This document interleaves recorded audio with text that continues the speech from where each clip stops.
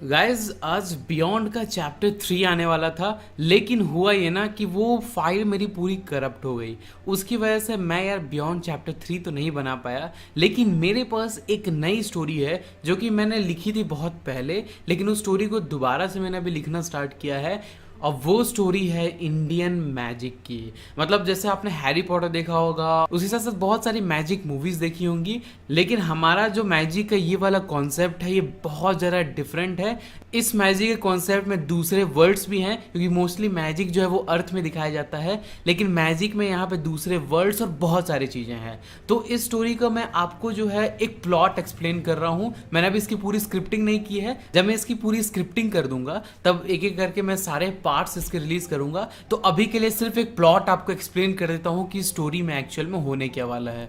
Guys ये story based है एक बच्चे के ऊपर जिसके माँ बाप एक्चुअल में नहीं थे और वो एक ऑर्फनेज में रहता था। उस बच्चे को मैजिक बहुत पसंद था। हर चीज में वो मैजिक ढूंढता था। मैजिक की किताबें, बुक्स और बाकी चीजें वो बहुत ज्यादा उसको फैसिनेट करती थी। एक रात को वो और उसका दोस्त बेड में बैठे हुए कुछ बातें कर रहे थे, जहां पे वो कुछ मैजिक की बातें कर रहे थे। मैजिक की बातें करते करते उनका वहां पे वार्डन आ जाता है और फिर वो बच्चा सो जाता है। लेकिन आधी रात को ऑर्फनेज के बाहर से कुछ उसको आवाजें आने लगती हैं। ऑर्फनेज जो है वो जंगल के पास में ही बना हुआ था, तो जंगल के सामने एक बड़ी सी ओपन फील्ड थी और उसी ओपन फील्ड में एक अजीब सी लाइट चमक रही थी। लाइट पूरी रेड थी, लेकिन जैसा मैंने आपको बताया मैजिक इसको फैसिनेट करता था। तो ये जो है वो उस लाइट के नजदीक जाता है। जैसे वो लाइट के नजदीक जाता है वहां पे लाइट जो है वो धीरे धीरे कम हो जाती है और उसे दिखाई देता है कि वो लाइट एक गड्ढे के बाहर से आ रही थी। वो गड्ढा बहुत बड़ा था और उस गड्ढे के नीचे झांक के जैसे ही वो देखता है वैसे ही अंदर से एक रेड कलर का हाथ आता है और उसे अंदर खींच लेता है और फिर वो बेहोश हो जाता है। उसकी आंख जैसे ही खुलती है उसे दिखाई देता है कि वो एक ऐसी जगह में खड़ा था जहां पे चारों तरफ हरियाली तो थी, लेकिन बड़े बड़े वहां पे पहाड़ भी थे। और जब वो ऊपर की तरफ देखता है तो उसे दिखाई देता है कि ऊपर की तरफ भी उसे पहाड़ दिखाई दे रहे थे और बीच में एक बहुत बड़ी जलती हुई चमकती हुई चीज थी जिससे वहां पे रोशनी मिल रही थी। और फिर हमें यहाँ पे डिस्क्रिप्शन में दिखता है कि ये है हॉलो अर्थ। जब वो दूसरी तरफ नजर घुमाता है तो उसे कुछ छोटे छोटे क्रीचर्स दिखाई देते हैं। वो उन क्रीचर्स से डर के भागने लगता है और भागते भागते उसे दिखाई देता है एक जंगल। जैसे वो उस जंगल में जाता है तो उसे वहां पे अजीब अजीब क्रीचर्स दिखाई दे रहे थे। कुछ स्पाइडर्स थे जो कि चल सकते थे, कुछ इंसान थे जो कि घोड़े की तरह दिखते थे और बहुत सारी अजीब चीजें थी। दौड़ते दौड़ते उसके पाँव में एक पत्थर लगता है और वो गिर जाता है और बेहोश हो जाता है। जैसे ही उसकी आंख खुलती है वो होता है एक हॉस्पिटल में, लेकिन ये कोई नॉर्मल हॉस्पिटल नहीं था।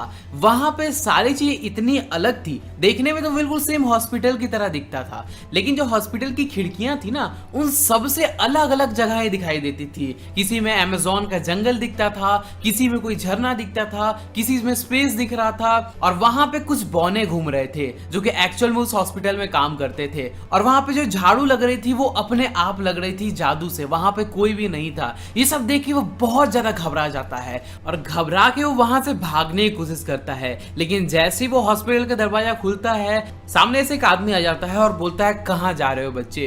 फिर वो बोलता है मेरे पीछे आओ। फिर वो उसके पीछे पीछे जाने लगता है और वो उसे जांच केंद्र ले जाता है और वहीं पे उसका मैजिक सर्टिफिकेट बनता है। मैजिक सर्टिफिकेट उन सारे बच्चों को बनवाना पड़ता था जो कि ओवरवर्ल्ड से हॉलो अर्थ के अंदर आते थे। और जैसे वो सर्टिफिकेट बनाता है तो वो जो प्रोफेसर होता है जिसका नाम होता है विस्मिता, वो प्रोफेसर उसे ले जाता है मैजिक स्कूल के अंदर में। अब यहाँ पे एक मैजिक स्कूल नहीं था। जैसे हमारे इंडिया में अलग अलग स्कूल्स होते हैं, अलग अलग इंस्टीट्यूट्स होते हैं, ट्यूशन होते हैं अलग अलग पढ़ाई करने के लिए, बिल्कुल सेम वहां पे बिल्कुल सेम सीन था। वहां पे कुछ बड़े स्कूल थे, कुछ छोटे स्कूल थे, लेकिन रोहन को ले जाया जाता है वहां के पब्लिक स्कूल में और वो वहां का सबसे बड़ा स्कूल था। बड़ा इन द सेंस मतलब सबसे ज्यादा स्टूडेंट वहां पे पढ़ाई करते थे। कुछ वहां पे बड़े भी स्कूल्स थे, लेकिन इसी नॉर्मल से स्कूल में सबसे पहले इसको यहाँ ले जाया जाता है और वहां पे जाने के बाद उसको उसकी सारी चीजें मिलती हैं, उसको सारी डिटेल मालूम चलती है स्कूल के बारे में, जिसके बारे में एक्चुअल में हम उस एपिसोड में बात करेंगे जहां पर मैं अच्छे से इसको एक्सप्लेन करूंगा। और मैंने स्क्रिप्टिंग यहीं तक की थी, इसके आगे मैंने प्लॉट लिखा है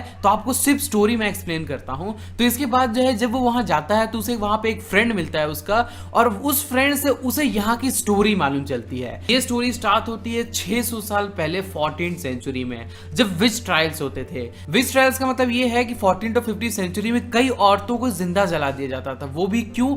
क्योंकि उन्हें माना जाता था कि वो लोग जो है वो काला जादू करती हैं, इनकी वजह से उसे मार दिया जाता था। और ये स्टोरी हमारी वहीं पे जाती है। तो ये स्टोरी 14th सेंचुरी की है, जहाँ पे एक बच्ची हमें भागती हुई नजर आती है और उसके साथ उसकी माँ भी थी। पूरा गाँव उनके पीछे पड़ा हुआ था। फाइनली भागते भागते वो लोग गिर जाते हैं और गाँव के लोग उन्हें पकड़ लेते हैं। वहाँ का जो मुखिया होता है गाँव का, वो उस औरत को ले जाता है और उसे जिंदा जला देता है। लेकिन उसकी बच्ची के जब वो जलाने वाले थे, वो किसी तरह वहां से बच के भाग जाती है। जैसी वो भाग रही थी, उसके पीछे कई सारे लोग थे। भागते भागते उसका पैर पत्थर पे लगता है और जैसी वो पत्थर से नीचे गिरती है, वो आ जाती है एक डार्क डायमेंशन में, जहां पे उसे डार्क डायमेंशन का एक अजीब सा क्रीचर दिखता है जो उससे कुछ बातें करता है। और जैसे ही वो उससे कुछ बातें करता है, उस बच्ची की आंख लाल हो जाती है और फिर आंख उसकी बंद हो जाती है और उसकी आंख जैसे ही खुलती है, वो उसी जगह वापस आ जाती है जहां पे वो पत्थर था।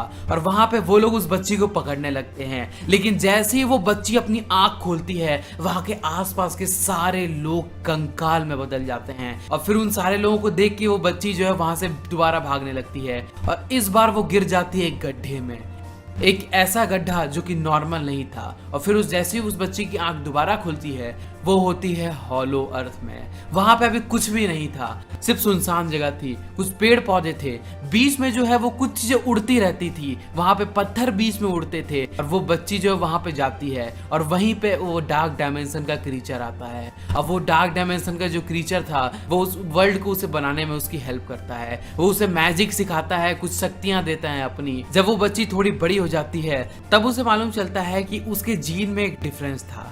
वो बचपन से ही जादूगर पैदा होते थे, यानी कि उनके अलावा कोई नॉर्मल इंसान जो है स्पेल नहीं पढ़ सकता था। अगर नॉर्मल इंसान स्पेल पढ़ता भी था तो उसका कोई असर नहीं होता था। लेकिन इनके जीन में जो मैजिक वाली बात होती थी, जब वो कोई स्पेल पढ़ते थे तभी जाके जो है वो जादू काम करता था। तो इसका मतलब ये था कि ये लोग जो थे वो नॉर्मल इंसानों से अलग थे। लेकिन वहां पे विच ट्रायल्स हो रहे थे, यानी कि जिन लोगों के अंदर में ये जीन पाए जाते थे, उनको जिंदा जला दिया जाता था। इसलिए उन लोगों को बचाने के लिए इसने वहां के सारे लोगों को एक एक करके इस दुनिया में लाना शुरू कर दिया। यहाँ पे उसने अपने जादू से बड़े बड़े शहर बना दिए, यहाँ पे नदियां बना दी, रहने की जगहें बना दी और बहुत सारी चीजें बनाई। और धीरे धीरे वो जगह जो डेवलप होते रही, वहां पे नए नए लोग आते रहे। जो भी बच्चे जो है वो मैजिकल जीन के साथ पैदा होते थे, उनमें से बहुत सारों को इस दुनिया में लाया जाता था। 600 साल गुजर चुके थे और अब ये एरिया जो है वो रियल दुनिया से भी ज्यादा डेवलप हो चुका था टेक्नोलॉजी के मामले में, क्योंकि ऑब्वियस सी बात है ये सारी चीजें यहाँ पे मैजिक की वजह से होती थी। इसलिए ये बहुत डेवलप जगह थी। जितना फ्यूचरिस्टिक सिटी हम सोच सकते हैं, बिल्कुल वैसी सिटी यहाँ पे हमें दिखाई गई है। यहाँ पे लोग जो है वो कालीन में उड़ते थे, जो कि एक ट्रेडिशनल स्टाइल था फ्लाइंग का।